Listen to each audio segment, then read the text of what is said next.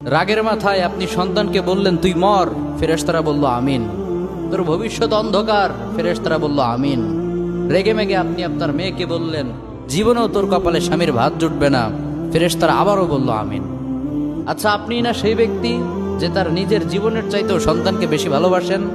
আপনি না সেই ব্যক্তি যে তার সন্তানের জন্য হাসতে হাসতে নিজের জীবনটাও দিয়ে দিতে পারেন? আপনি না সেই ব্যক্তি যে আল্লাহর কাছে নিজের চাইতেও সন্তানের জন্য বেশি দোয়া করে? তাহলে কি করে নিজের হাতে নিজের সন্তানের এত বড় ক্ষতি করতে পারলেন? Doesn't make any sense. Common sense বলতে কিচ্ছু নাই আপনাদের?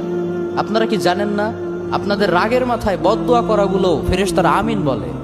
দাওয়াতুল ওয়ালিদ আলা ওয়ালাদি, বাবা মা তার সন্তানের জন্য যেই দোয়া করে সেটা ভালো হোক কিংবা বদদোয়া হোক, আল্লাহ সেটাই কবুল করে নেয়।